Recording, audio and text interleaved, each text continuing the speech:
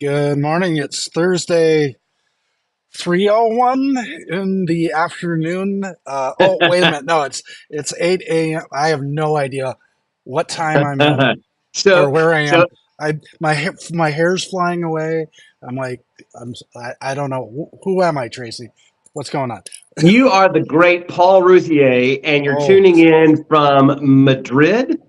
yeah, we're in Madrid right now. It's a beautiful sunny day in Madrid.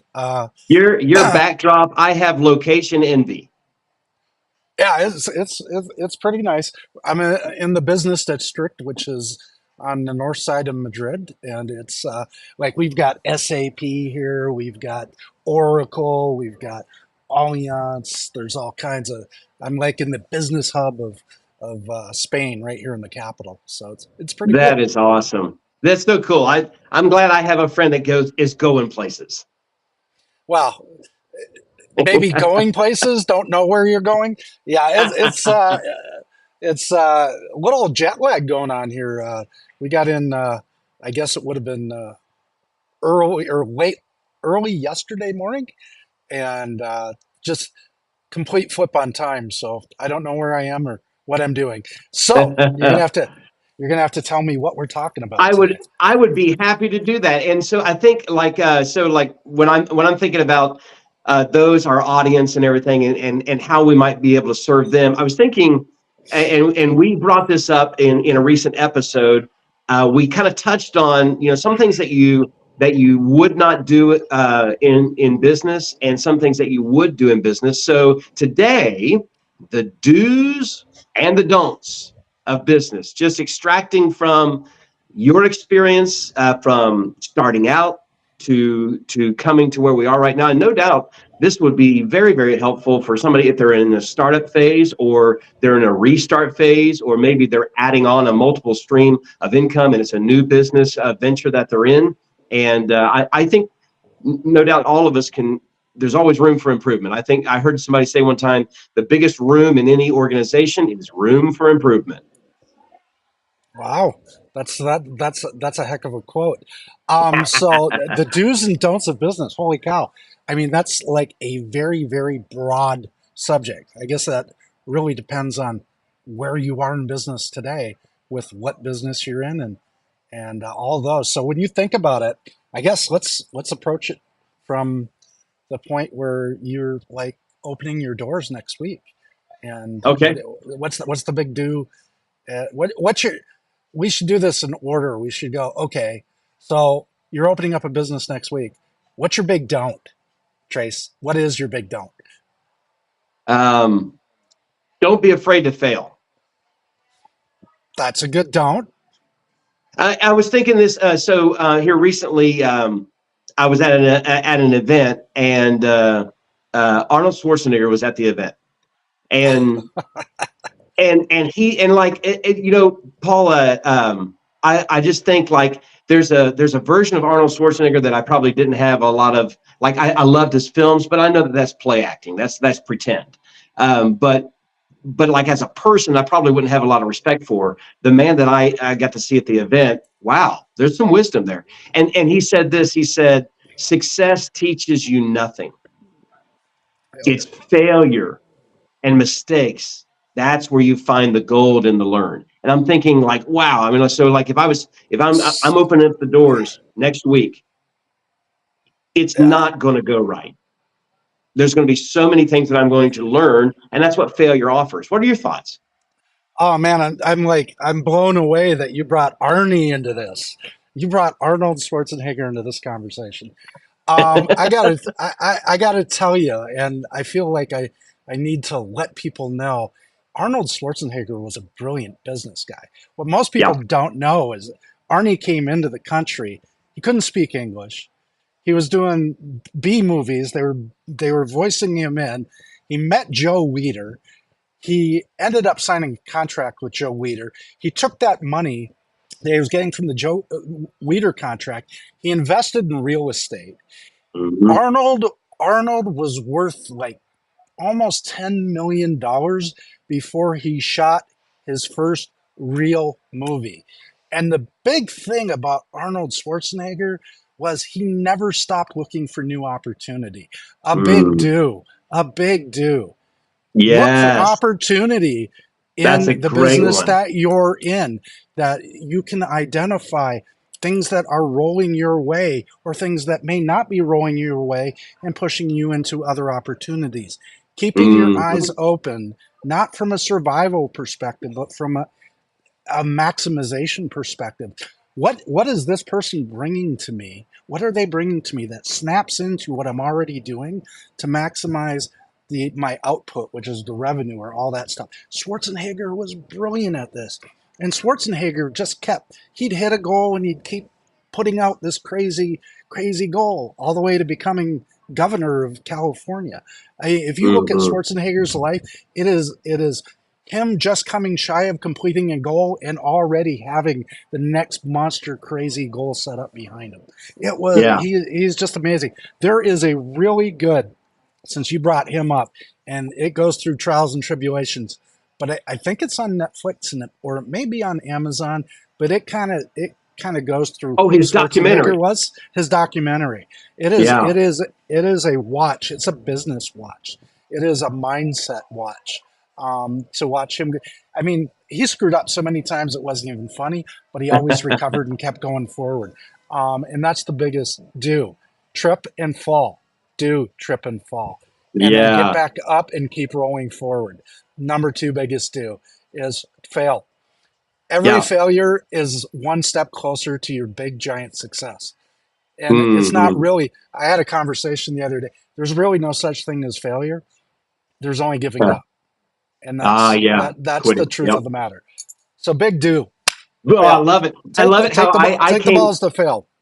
I love it. You brought in. I brought in. Don't be afraid to fail, and you said do trip and fall. It's the same thing, but taking it from a positive stand. Like that's a great spin. That what a great perspective that you turned it into, and taking it from Arnold Schwarzenegger. I want to move to another do. Is we just called the lessons from Arnie. We should have done that because like the like when I think about him, like you're right. I mean, like, and he had a mentor.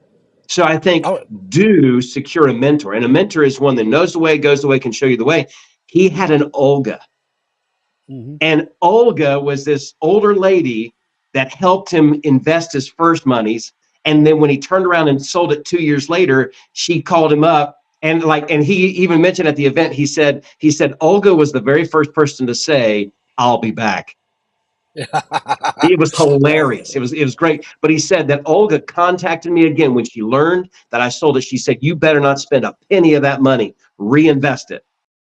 And because he had a mentor, to your point about being a millionaire before doing, Conan the Barbarian or whatever, it was because he had an Olga. And I think not only do I want to be somebody's Olga in their life and mentor them and coach them, but I'm thankful for the Olgas I've had in my life. And so do find an Olga. yeah, yeah. The power of And mentorship. Go ahead. yeah, and I was going to add to that one, the other, the big things about Arnie is he always surrounded himself with winners. He always, aimed to be somebody big. Lou Mm-hmm. Ferrigno, all those guys. I forget who else he worked out with. You threw me completely off of my game when you mentioned Arnie, because of, I paid a lot of attention to Schwarzenegger over the years, but he had a group of people that were invested in his success. Okay, Mm-hmm. Arnold would never tell you he did it by himself. He's a Right. self-made man. He is a man made of the people that were around him. Do do make sure you surround yourself with brilliant people. Do talk about your business with them. Do aim to be somebody else and do deep studies on them. Mm-hmm. If you're talking the bodybuilding world, Arnold was the most studied guy in bodybuilding to become, a Mr. Universe, right? It was like people studied Arnie, and Arnie got into it because he studied somebody else, and he mimicked, modeled, mastered, and then outperformed. That's the piece that's been it. He outperformed Mm-hmm. the previous guy that he was studying, and I can't remember the names. I would have had to do my homework on this before you brought Hmm. them up. But do find, not only find a mentor, but find a representation of what you want to be and try to outperform Yeah. it. Do do What do. I love it. I love it. So what about this one? Like, and this could be a do or a don't. We can flip it one way, a positive or a negative. And I don't want to think that every time we say don't is a negative connotation. But what about that? Like, don't compete. Like you mentioned, like, do surround yourself with winners. And when I see like old pictures of him, he's got, him and Lou Ferrigno are next to each other. I mean, like, so, like, and I know he was, what 7-time, Mr. Universe or whatever, like, Something just to that effect. amazing. I remember as a kid reading about him in the Guinness Book of World Records. And like, but like, don't compete with anybody else but yourself. I mean, like, there's, like, I think, one of my mentors has said, you don't want to compete, you want to dominate, and you can't dominate while you're just trying to get like an inch further beyond somebody else, 1 point more, when your potential is like so much more than that. I mean, like, surrounding yourself with mentors, or surrounding yourself with winners, but you're not competing with them. They're kind of like pushing you to become the best version of you that you were designed to be. You know, pardon me. I like that statement, but I'm going to do one better. It's Let's it's go. do it's do what everyone else is not willing to do. That's There the you real go. statement, and that's There where you go. Arnie really is. Since we're on the Arnie genre here, I that's love it. what Yeah. Arnie did. The way Arnie worked out, how he worked out, how often he worked out, how he pushed. He was willing to put up with the pain that nobody Hmm. else was willing to put up with, which why he was 7 time. You're right. So I thought it was Hmm. 9 time. Could be 7 or 9. I'm not sure. But the learning there is he was willing to put himself through the pain to get what he wanted to do. In other words, willing not to compete but to dominate by doing what no one else will do. Hmm. Now, how about this one? Since we're on, and we just gotta own it, Paul. Today we're talking about Arnie. We're lessons from Arnie, do's and don'ts, and we're Apparently, relating it to business. How about this one? How about this one? And I've heard him say this before. Do one more rep. yeah, Because yeah, yeah, that I yeah, mean, like, he has this thought that I've heard him say, one more rep. If I can just get one more rep, that little one more rep gets me that much closer to my goal. So just yeah. do one more rep. So I have to tell you, back in my college days, I was a big Arnie fan, and I have a little dent right here in my forehead from doing skull crushers and doing one more rep. So I just thought I'd throw that out there. Uh, You have the scars to abs- prove the I have the validity of scars that to prove it. statement. Yeah, absolutely. Yeah, yeah. Take that extra. Arnie. You know, we're putting this in the basis of business, but ultimately, going back to where we started, you're just opening your doors next week. You've Hmm. got to figure out, how you're going to deliver your product, what you're going to deliver. You have to go find customers. You have to go Yeah. your validate your solution or your product. Um, you have to. So, a don't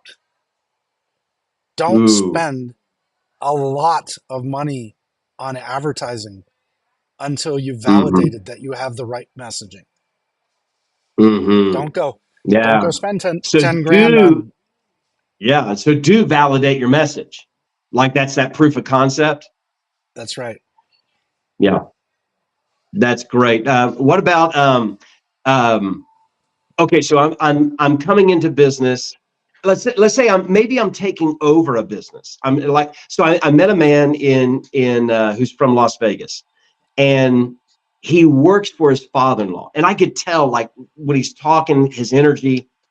He's not doing what he's passionate about. He's not doing what he loves. So what about that? I mean, like, you're taking over for something else, but it's not, well, like, I know that there's a don't in there, but maybe we can come back and say, you're starting this out, and the basis of this is do what you love or do what you're good at, something like that. I mean, like, if we can even trace this back to our illustration with Arnold Schwarzenegger, is like he was doing what he loved. I mean, like, if you do what you love, you're going to spend more time doing it. Is that? I mean, even doing what I love. I mean, I love my wife, but that doesn't mean we always get along. Sometimes we have heated fellowship. But He after did. but after 27 years, I'm still in the game because I love that lady. And like, I think you're going to be in it for the long haul if you're doing what you love. What are your thoughts? Well, number one, I want to put a pin in that because I do want to explore heated fellowship. I don't think I've ever heard that term before, so I kind of want to dive into that, but I won't right now. Um, it's do your homework, which is Mm, validating what you have. Um, yeah. get your message or understand your message, understand that's resonating. Test your test your messaging, test your advertising, and then pour the money to it. So it Mm, is validate, and then pour, and then study, understand your numbers hmm and what you can do better. Rinse, wash, and repeat. Yeah.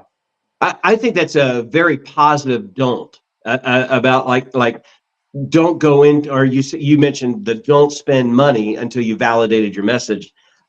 I can't.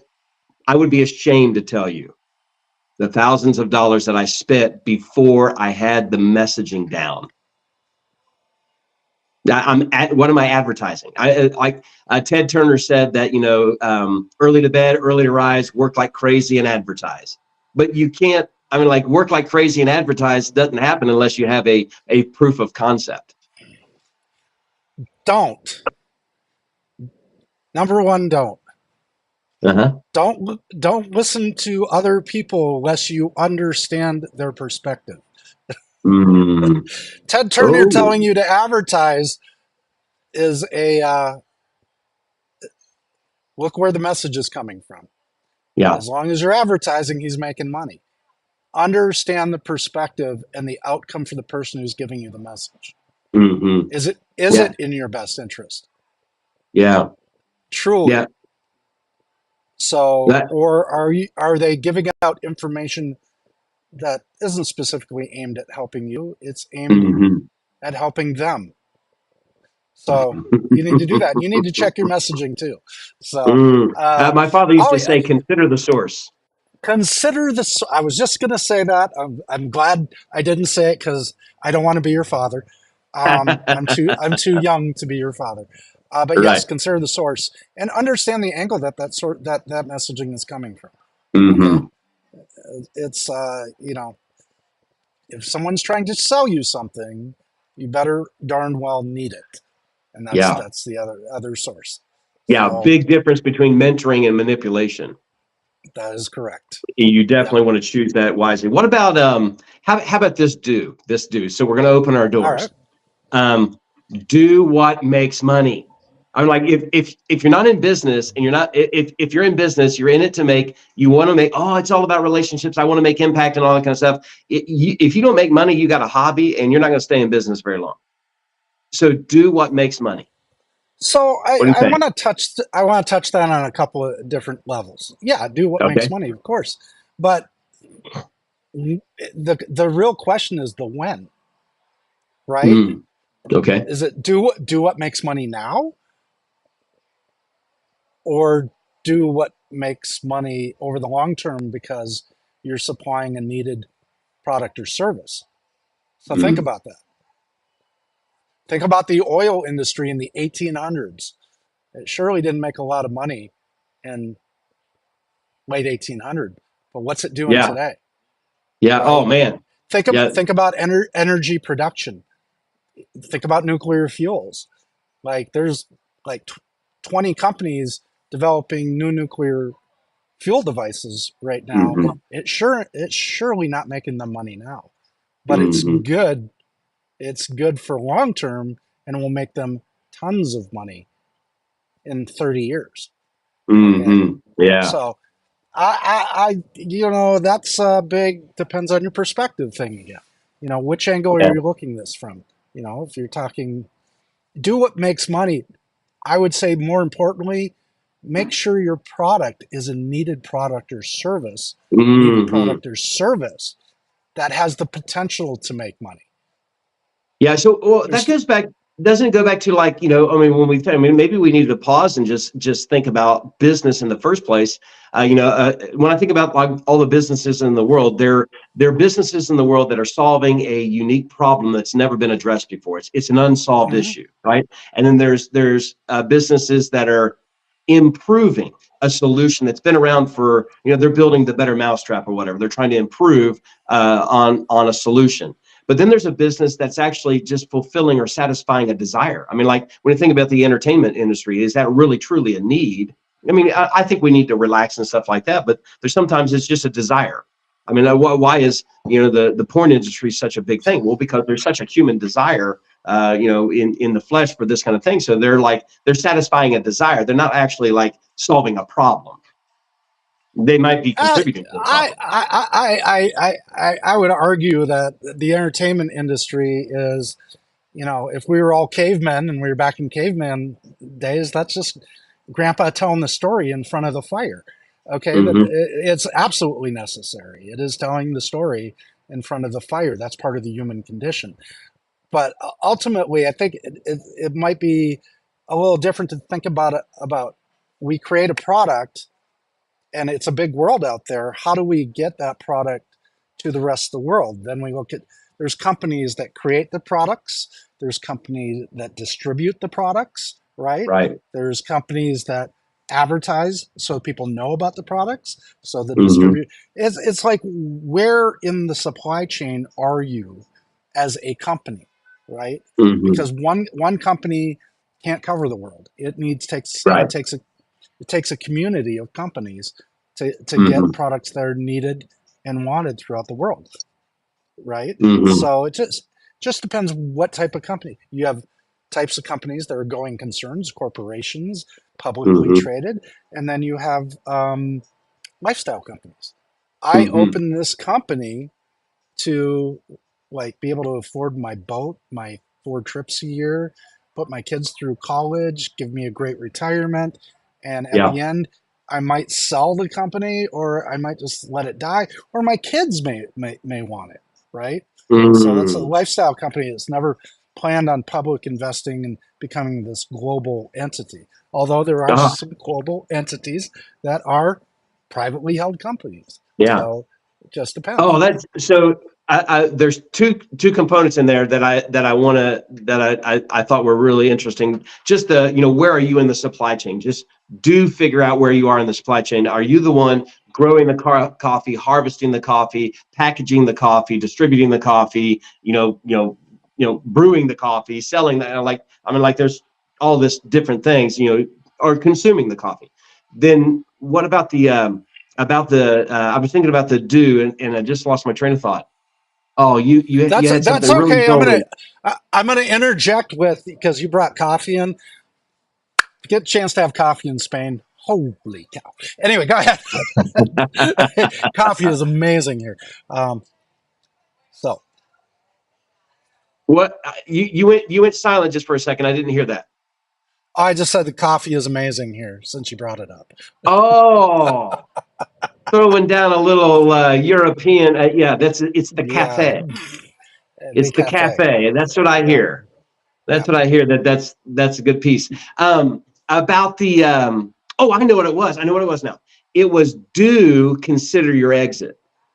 Like, so you've gone into this business and you mentioned it about like, hey, why did I start a business? I wanted this, I wanted this, I wanted this, supplying these things, the recreational, the legacy for my kids. And then one day I could sell my business, I could pass it down to the generation. Do consider what could be your exit. Yeah.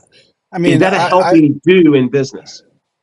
I highly suggest that everyone has an exit strategy for the business as they're opening their doors or before they even open their doors, Wow. so they know where they're taking the business. Mm-hmm.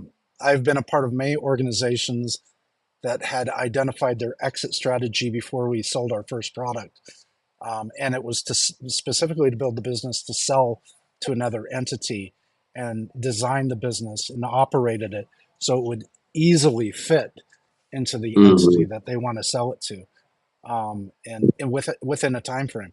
So I've heard Wow. like vision. I've heard visions like we want to be worth $1 billion and sell to Microsoft in 5 years, right? Uh-huh. So Wow. that's starting the business with your exit strategy in mind and building the business to uniquely fit into an existing infrastructure. So yeah, Hmm. very, very, very, very. Those are very clear people. They very clearly know what they're doing to Hmm. design and develop their business. Yeah, and especially being specific. I mean, they specifically 5 years and to the company they want to sell it to, Exactly. and likely for how much they want to get out of it. Yep. So what about this one? Don't do it all, or don't attempt to do it all. But it all needs to be done. It all needs to be done, but I mean, can it really be done by you? All of it. I mean, so I'm thinking about like Well, the delegation. yeah, absolutely, If you're going to one hundred scale, percent. If you're going to scale your business, you have to figure out which hats you want to wear in the business and which hats you don't want to wear in the business, mm-hmm. or that you can't wear, or that you need training to wear, or Yeah, that frustrate you, or that you can put in somebody else's hands, and you need to uh huh, build those into pillars for your business and identify the right person to manage that pillar and build that out for you yeah, as part of the yeah, overall global vision of the business. yeah. Well, I think that involves like that the understanding of like what is proficiency. If I think about the word proficiency, I think about it as a blending of talent and skill, right? So like I was born with certain talents or gifts, you might call them, but then there's other skills that I had to develop.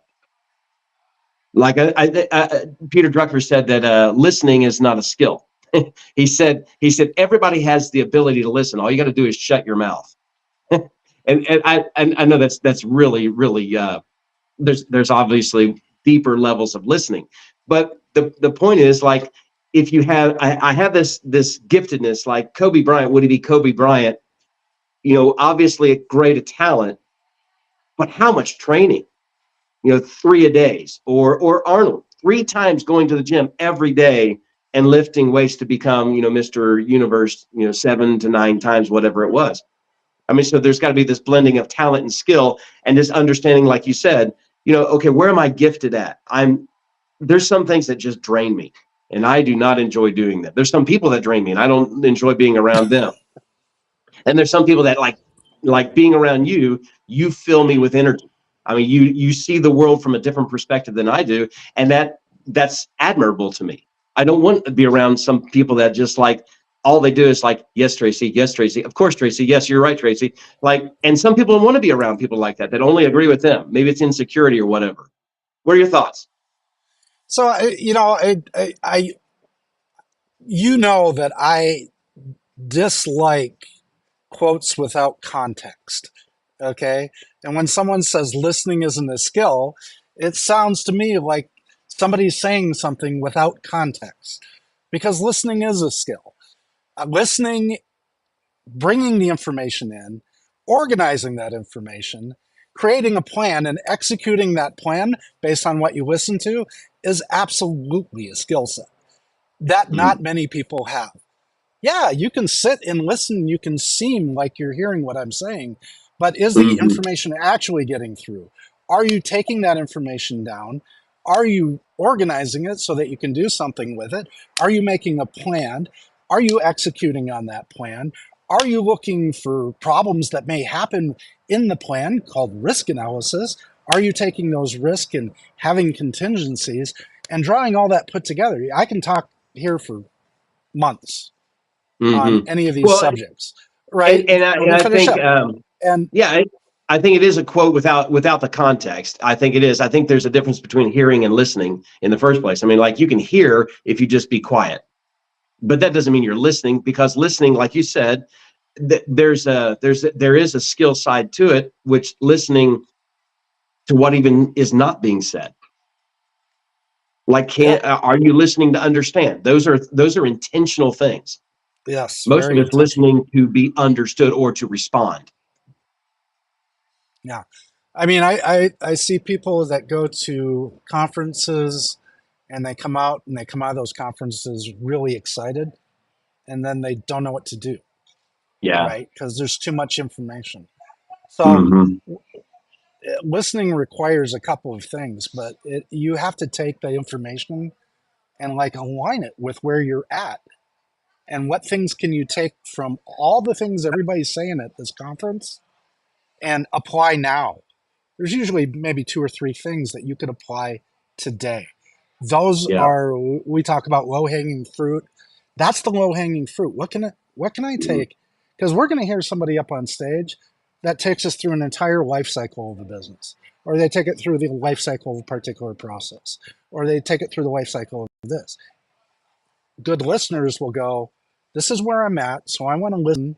I want to hear the stuff that pertains to where I'm at, what I can do to move myself one step forward, not Hmm. to move myself 80 years forward or $800 million forward, because there's a whole load of other processes that come into there that I Hmm. can't do by myself.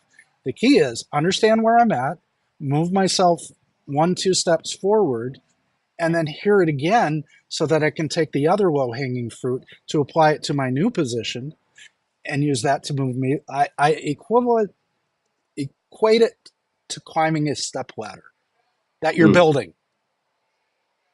So you Hmm. can't build, Yeah. you can't go 4 steps up because it's not there. You have to climb the ladder, install the step, climb the ladder, install the step, climb the ladder. The problem Yeah. is everybody looks at it like it's an already formed ladder. But Hmm. when you're in business, you're putting the tires on the plane while you're in flight. Hmm. Okay? So you have to understand what parts need to go on now and what parts need to go on later. I Yeah. hope that helped. I hope it didn't No, completely that was confuse really everybody. good. It led me to two do's. One is do all you can today, and the second one was do plan for tomorrow. Yeah. Like, I mean, like there's some things I can't get done today, not because I'm putting it off or procrastinating until tomorrow, but it is a tomorrow job. I mean, like, we're talking It about making require money. I mean, like we're in it for the long haul. it requires other steps to get to that next step, Yes. other tasks that need to Boom. be done, other pieces that need to be assembled before they can be put on the plane or on the ladder. Hmm. I've got to go down and get some more screws and another piece of wood so I can build the next step. Okay, Yeah. so it's just it requires other things. This is Yeah. basic project planning. Okay, is understanding what I have to assemble now before I can get to the final assembly. Uh-huh. Yeah. It's not time to put the cap on the top of the ladder when we're on the second rung. Yeah, exactly. Boom. What about this one, Paul? And I've been guilty of this. I know I have. Don't overthink it. Like the analysis paralysis. Wow, this is about. I love analysis paralysis because that means you really don't think you have enough information to do what you're going to do. Right. Hmm. That goes right back to this whole ladder idea, right? If you're assembling the ladder one step at a time, then you know how to put the step together after you put the first one together. What Yeah. else do you Right. need to know, right? Yeah. And start growing that on. Making decisions based on 80% of the information is key in business. You can't. There are Yeah. personalities that overanalyze everything. Um, but it's all about going outside your comfort level, right? You'll Mm. never grow a business unless you push past your comfort level. So, When you yeah, said that about that getting once you get the first rung in place, and I love the ladder analogy. Once you get the first rung in place, I know how to do the second rung, even if that second rung, if it's an old fashioned wooden ladder or whatever, I know how to build the second rung because I built the first one, but it's going to be a little bit shorter. It's going to be the dimensions are going to be a little bit different than the first one because the first one's the largest, it's the base. But it led me to this one. Do get a result to improve a result. So like once I that's get a correct. result, now I can improve a result. I can get better the second time. I mean, because John Maxwell says that the first draft is always crap. First So you three, got to get a maybe. result to improve a result. What's that? I said the first three drafts, maybe crap. Yeah, yeah. In my case, No, uh, I'm just saying. We always talk about. I come from software, and we always talk about minimum viable product (MVP), right? hmm. And there's this methodology in software called continuous improvement. So Mm. if you see those two things, minimum viable product, the minimum product or services that will provide enough value for a customer to actually buy it. Mm, We understand what we're delivering, the problem we solve, yeah. who we solve it for. Now we have the minimum viable product. And continuous improvement means now we have iterations of this product that make it better and better and better, right? Hmm. So as we grow sales, we improve the product. That's how software Yeah. runs. I think Hmm. that's how life should run. Life runs that way, right? Hmm. First time you do anything, you're Yep. not good at it. Hmm. So, That's right. Well, okay. So I have one more do, and this is because me being a person of faith, um, do what you were made for. Like when I get on these I get so much energy, I get so much charge out of this.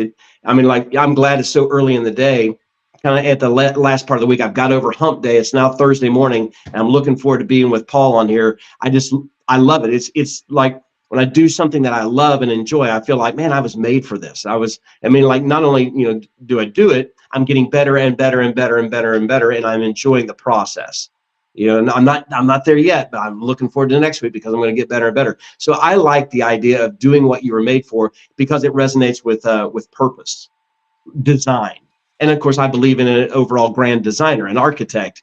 For my life. Now, obviously, he's not going to do what I'm supposed to do. He's going to do his job. I'm a kind of co-laborer with him, but I like that one just because that's part of who I am. Like, I was made for this. I was created for this. yeah. And I will, I'll just add to that because I don't disagree with you. I just say do what inspires you. What can you Mm, commit to mm, that you're yeah, inspired to commit to, right? yeah. That and you need to commit something, to your point, commit something to something that's bigger than you, to hold you Yes. to hold you accountable to what you're doing, and to put it in your genre, scream it from the mountaintops so that Yeah. everybody's holding you accountable to do what you say you're going to do. Hmm. And I'll Man, leave you with that one. there's so many. Well, you just brought up another one. Do think bigger than you normally would. I mean, like, we could keep on going like this. I love the way we started with the illustration from Arnie's business life and his professional career, and then also the ladder image. Great stuff, Paul. Yeah, I think in fact, that final point probably came from Arnie, and I'll leave it Absolutely, there. We'll go that's full great. circle on this one, and I'll leave it there. So Excellent, I'm on love it. vacation for the next couple of weeks. Obviously, I'm in Madrid. Enjoy Europe. I'll be in Portugal next week, and I will be off the clock and off the net. So next Well, week's you going to you've be deserved that. a rerun, and I'll Yeah, see you in 2 weeks. I look forward to it. Take care, Paul. Thanks, Tracy.